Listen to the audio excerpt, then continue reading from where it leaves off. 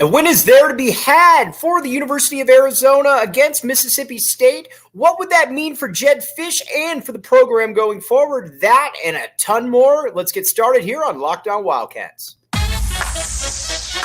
You are Locked On Wildcats, your daily podcast on the Arizona Wildcats. Part of the Locked On Podcast Network, your team every day.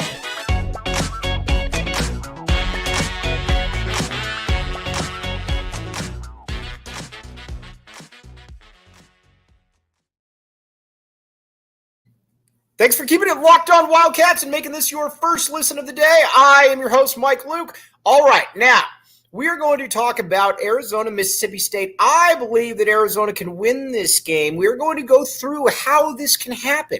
I also believe that Jedd Fisch, this could be kind of the crossroads win for him. Now, again, you could say that maybe it was ASU or San Diego State, whatever the case may be. But you beat Mississippi State, that would be something in year 3 on the road that I think people could point to and say, yep, Arizona's making some moves right there. But first, we got to preview the game a little bit here first. Now, if you remember last year, Mississippi State with Will Rogers is a very, very good quarterback. He had a variety of guys to throw to, 3 almost 1,000-yard receivers. And on top of that, he also could move around a little bit, just enough to be able to elude the non-existent Arizona pass rush. You see what I did right there? But he's a very good quarterback, though. And obviously, not having Mike Leach there is going to be something that I think is going to be a little bit different for everybody because, I'm not breaking any news right here. Mike Leach was kind of a transformational type offensive coordinator or head coach / offensive coordinator in that he had fun doing what he did. You knew what was going to happen, and you really couldn't stop much about it. Just a good coach, good dude all the way around. But again, Will Rogers is still a talented quarterback in his 4th year, and he's got a bevy of talented players to throw to. And that's going to be the key for Arizona. Can you get to him? Can you get to Will Rogers? And if you can get to Will Rogers, are you able to lock him up? Are you able to lock the wide receivers up in the meantime? Now, a big part of that, we're going to go player by player right here, is on the secondary. The first guy you got to look at is Ephesians Prysock. Ephesians Prysock, about 6'2", about 195, 200 pounds, ex-4-star cornerback, originally committed to UCLA, but then thought better of it and decided to back the A at the University of Arizona, and Arizona's very lucky to have him. Prysock was a terror in that first game against NAU in that he was getting pass deflections, jamming his wide receiver at the line of scrimmage, doing everything that essentially a Dwayne Aquina defensive back would do.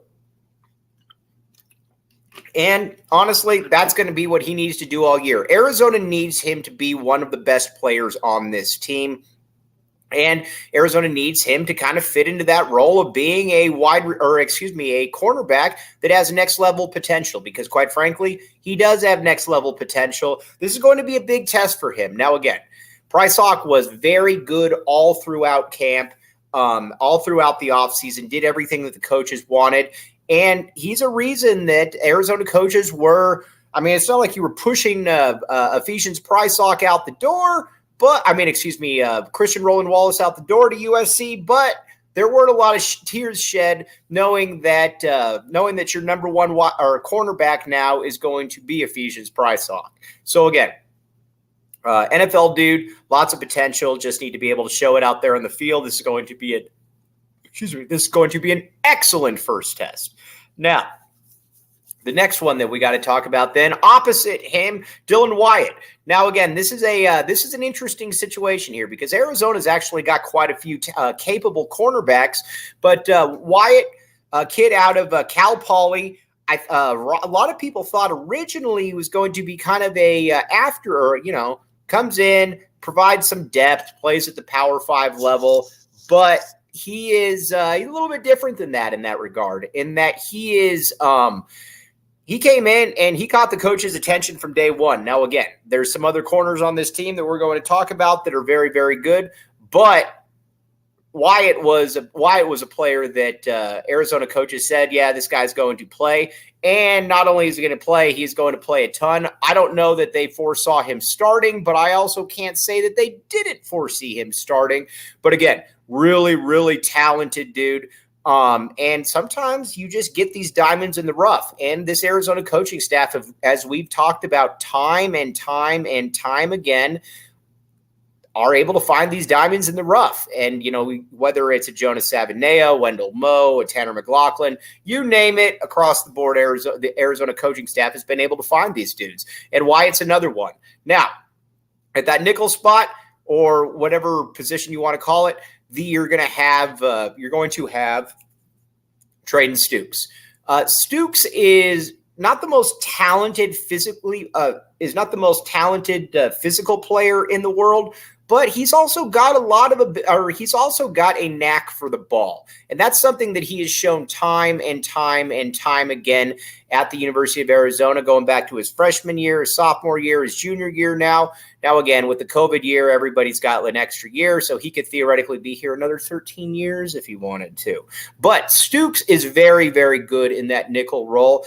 He's a little miscast if you have to put him out on an island as one of the corners, but right there on the inside, he's exactly what you want because he's instinctive, he's quick, he's fast, he's strong, you name it. He's able to do a lot of different things right there.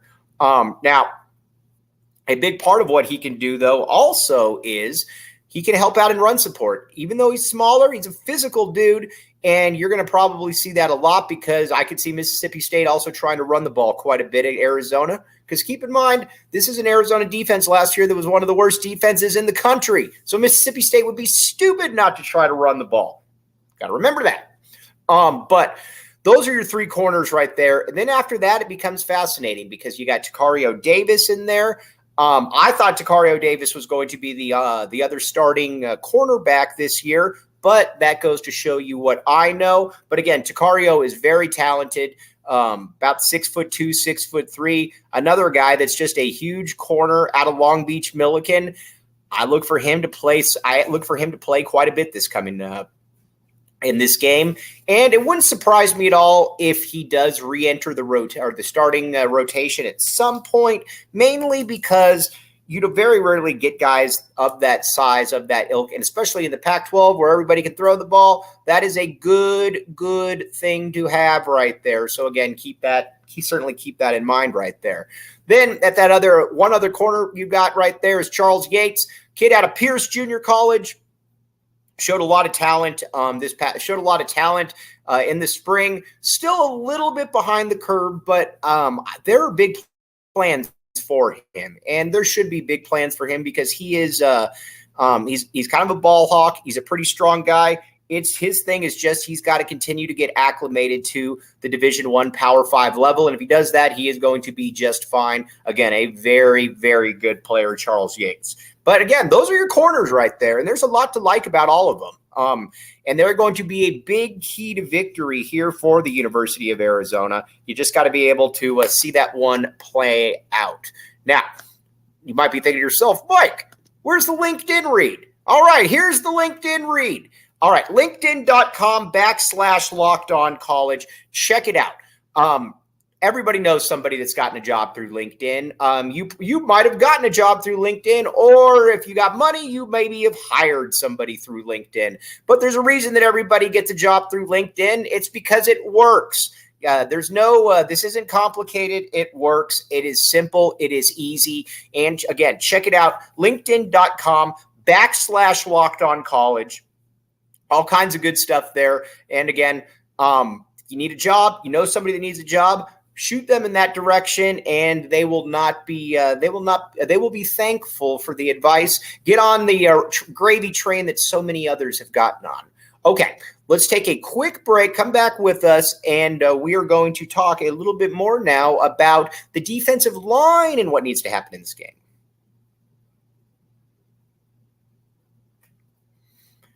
Thanks for keeping it locked on Wildcats and making this your first listen of the day. I am your host, Mike Luke. All right, now the defensive line. Here we are. We need to talk about Big Bill Norton. All right, we're playing an SEC team. Big Bill Norton was on Georgia last year. Now, a lot of people said, well, how good could Big Bill Norton really be because he didn't play much at Georgia? Well, that just goes to show you the fallacy of it, because Big Bill Norton is good, and believe it or not, there's a difference between being the defensive lineman at the University of Arizona and being a defensive lineman at the University of Georgia. It's a different animal. Now, again, Arizona is going to get to that point, but they aren't there yet. Big Bill Norton was a immovable force out there in that game against NAU. I get it. NAU sucks. Don't care. At about 6'3", 340, Arizona has needed players like Big Bill Norton, and he was able to kind of gobble up the middle right there. It's a different animal, though. Obviously, you're playing Mississippi State. But the one thing that we do know is that Big Bill Norton has played against this level of competition, and he has shown that he can play fairly well against it. So what is that next level going to be right there? I think we're just going to find out, but it should be fascinating. But there is a lot to like about him. And then, obviously, at the other end, you got Taylor Upshaw, Michigan transfer via Colorado. He's going to have to get after Will Rogers. And, honestly, I wouldn't even mind seeing Justin Flo, ex-5-star linebacker out of Oregon, just be put in one of those roles to just chase after the quarterback. If you put him in one of those roles to chase after the quarterback, I think he can be fairly effective. As a matter of fact, I am saying he will be fairly effective right there. But again, between Uiagalelei, another player that we had a nice block kick, that was one that was returned for a touchdown last week, between Uiagalelei and Tyler Manoa. You got some dudes there right there on that side of the ball. You just got to be able to see them be able to play that one all the way to fruition. And then if you can keep those guys off the side of the ball, Jacob Manu is free to make plays. Now, again, we all know Jacob Manu is a tackling machine, but he's undersized. He's about 5'9", probably about 220. But he also packs a punch right there. But Manu's a very instinctive player. And our guy Greg Biggins has said before that, he was 2 inches taller, he's starting at Alabama. I mean, that's just how good he is. Again, really, really good player right there. And again, there's a lot to like about him. But he's got to be able – the Arizona defensive line has to be able to keep these offensive linemen off of him, and I think they're going to be able to do it. And then after that, obviously, you got Daniel Haimuli, transfer from Washington, had a nice first game in a U of A uniform.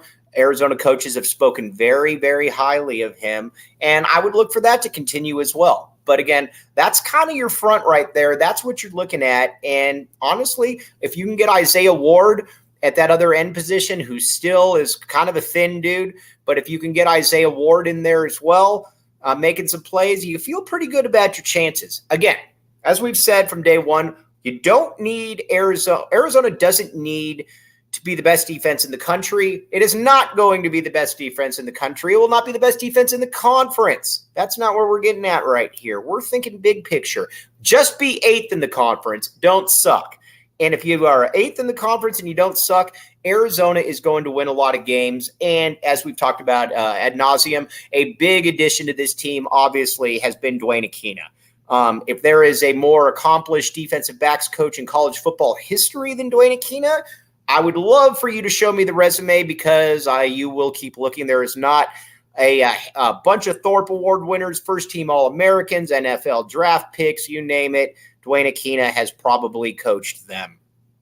And so again, and then in the secondary, it's going to be fascinating to see what exactly happens, because Gunnar Maldonado is going to be out for the first half at safety. I am all right with Gunnar Maldonado being out at safety, because Gunnar Maldonado is a liability in pass coverage. I don't understand why he's even out there, but every coaching staff has a certain amount of love for certain players. Now, if Arizona were to win this game, this would be a monumental win for Jedd Fisch. Now, Jedd Fisch, it's no secret, has been able to score victory after victory, whether it's come in the offseason recruiting. You just bring in the top-rated defensive end in the entire country, Elijah Rushing. That does not happen at Arizona.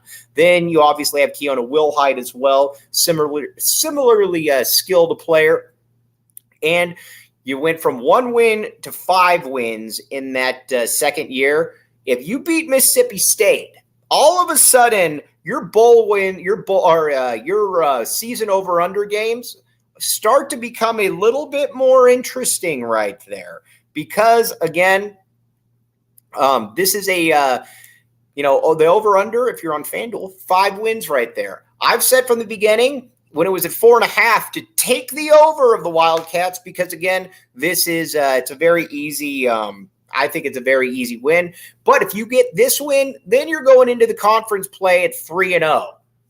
You only got to win 3 games out of what the rest, the following 9. So this would be a massive win. But we're also going to talk about what it would mean big picture, legacy wise, for Jedd Fisch. But first, Gametime. All right, Gametime right here. Download the Gametime app today. Use code LOCKEDONCollege for $20 off. All right, you got to remember, there has been a lot of people out here, and we can vouch for them, who have talked on shows, other entities that have said we used Gametime, it got us to the game, and it got us at a very good price. The great thing about Gametime also, though, do not forget this one. The other great thing about Gametime as well, though, is that it can also get you into other events. Concerts, all kinds of stuff. Gametime is here to help you out. Let Gametime help you out, because again, they are there to help you. Use code LOCKEDONCollege for $20 off. Download the Gametime app today. You will thank me later for doing it, because again, everybody's been in that spot where, man, I'm late to a game, I need tickets, whatever the case may be. Gametime has heard you, and Gametime has got you. All right, we're going to take a quick break, come back, and then we're going to talk overarching what a win would mean for Jedd Fisch.